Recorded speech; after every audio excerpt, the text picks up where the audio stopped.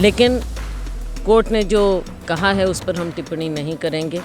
हम जो legal fight है, कानूनी लड़ाई है, वो हम कानूनी लड़ाई लड़ेंगे। देख रहे हैं कि राहुल गांधी जी से किस तरह से ये भारतीय जनता पार्टी डर गई है, घबरा गई है, हर तरह से उनको घेरने की कोशिश कर रही है। मैम, कांग्रेस मुकाबले की बात करती है बीजेपी से। हरियाणा की बात कर लें तो 4 लाख पन्ना प्रमुख बनाने का दावा बीजेपी की जो है की ओर से किया जा रहा है, जबकि कांग्रेस का तो डिस्ट्रिक्ट प्रेसिडेंट भी नहीं बन पा रहा है। तो मुकाबला कैसे होगा? अभी क्या है, अब ये केंद्रीयकरण कर रहे हैं, हर पावर का केंद्रीयकरण कर रहे हैं और करप्शन का तो जो चरम सीमा पर आज के दिन हरियाणा में है, बच्चा बच्चा जानता है। आप किसी भी नागरिक से पूछ लीजिए, जब सरकारी दफ्तर में जाना हो तो क्या हाल होता है। नमस्कार, स्वागत है आपका हरियाणा तक में। मैं हूं आपके साथ बजरंग मीणा।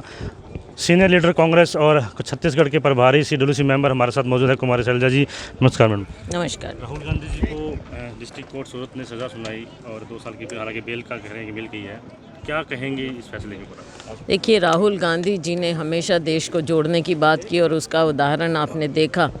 जिस तरह से भारत जोड़ो यात्रा में उन्होंने करीबन 4000 किलोमीटर चल कर ये दिखाया कि देश को जोड़ने के लिए हम सही काम कर रहे हैं, कांग्रेस पार्टी सही राह पर है।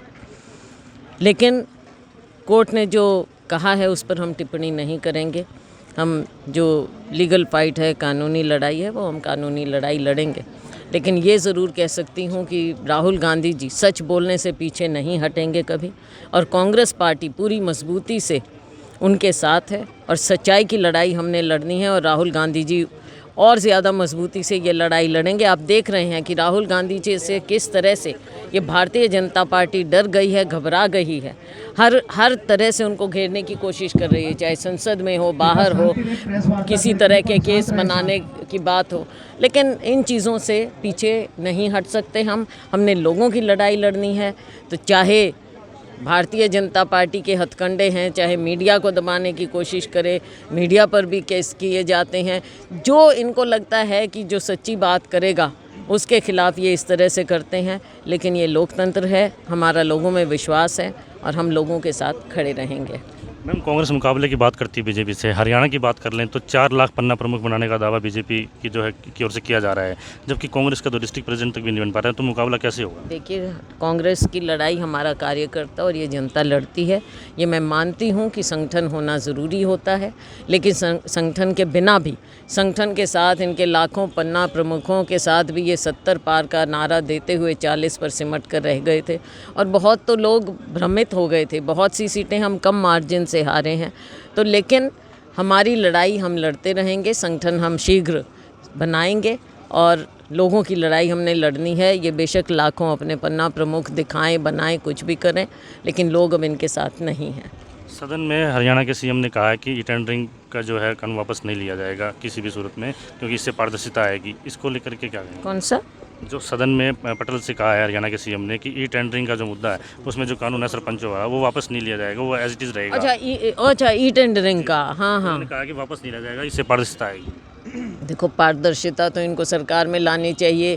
पहले भी था और आपके पास बहुत से इस तरह के पहले से आपके पास हथियार हैं कि कोई भी अगर गलत काम करता है या भ्रष्टाचार करता है तो उसके खिलाफ आप कानूनी कार्रवाई कर सकते हैं। पहले भी होता था कि अगर कोई करता था।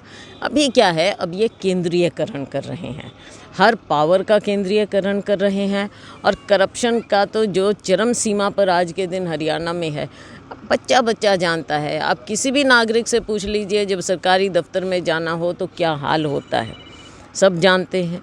लेकिन ये एक बहाना बनाकर ये इस पैसे का, करप्शन का जो केंद्रीयकरण इन्होंने किया है वो सब जानते हैं और उसी का हिस्सा है। ये है एक बहाना करके, और किसानों को, जो हमारे सरपंचों को, जो सरपंच अभी इलेक्ट हुए हैं, उनको और पावर देने की बजाय उनकी जो शक्ति का, उनकी पावर का ये हनन किया जा रहा है, लोकतंत्र का हनन कर रहे हैं।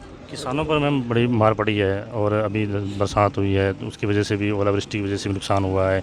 और हालांकि मैं तो एक कांग्रेस लीडर होने के नाते, आप विपक्ष में होने के नाते क्या मांग करते हैं कि सरकार इनका कैसे समाधान? हम ये कह रहे हैं कि आप हर बार ये जो करते हैं कि स्पेशल गिरदावरी हो, किसान खड़े होते हैं, हम आवाज़ उठाते हैं, मीडिया बोलता है स्पेशल गिरदावरी हो, लेकिन स्पेशल गिरदावरी का जो पिछला नरमे का ही अभी तक आप देख रहे हैं नहीं आया, यहीं से आवाज़ें उठी हैं। तो इसका कोई मायने नहीं है। किसान को चाहिए कि फौरी रूप से उसकी मदद हो। उसके आँखों ये पानी नहीं बरसा, उसकी आँखों से आंसू बरस रहे हैं, उनके आंसू पहुँचेंगे। भारत जोड़ो यात्रा के बाद हाथ से हाथ जोड़ो अभियान चल रहा है, आप फील्ड में हैं, कितना रिस्पांस आपको पब्लिक जनता से मिल रहा है? लोगों से बहुत अच्छा रिस्पांस मिल रहा है, क्योंकि लोगों ने देखा राहुल गांधी जी जब भारत जोड़ो यात्रा में आए, हरियाणा से भी गए, 9 दिन उन्होंने यहाँ लगाए और जगह जगह से हमारे साथी भी वहाँ पर पहुँचे और उन्होंने देखा कि राहुल जी किस तरह से एक आम नागरिक के साथ चल रहे हैं, सबको गले लगा रहे हैं, एक प्यार का संदेश लोगों के बीच में पहुंचा रहे हैं, सरकार की जो गलत नीतियां हैं लोगों की आवाज़ उठा रहे हैं, उन्हें उजागर कर रहे हैं। तो लोगों का विश्वास राहुल गांधी जी में फिर से बन रहा है और वो देख रहे हैं कि राहुल जी किस तरह से इस भारतीय जनता पार्टी से दबने वाले नहीं हैं। तो लोगों में एक नई ऊर्जा आई है राहुल गांधी के प्रति, एक नया उत्साह आया है। आने वाले समय में कांग्रेस पार्टी और ज़्यादा मजबूती से लोगों के बीच में जाएगी और लोगों का विश्वास हम जीत रहे हैं, जीता है और आगे लोग हमारे में पूरा विश्वास देंगे। Thank you ma'am. ये थे हमारे साथ कुमारी शैलजा सीनियर कांग्रेस लीडर, जिन्होंने स्पष्ट कहा है कि राहुल गांधी जी को दबाने की कोशिश जो है वो हो रही है। हालांकि कानून का सम्मान करते हुए कोर्ट के फैसले को आगे वोट करेंगे और फिलहाल उन्होंने बातचीत में स्पष्ट कहा है कि आवाज़ जो है बुलंद करेगी कांग्रेस बीजेपी के खिलाफ और जनता को साथ लेकर के लड़ाई लड़ेगी। हरियाणा तक के लिए फतेहाबाद से बजरंग मीणा की रिपोर्ट।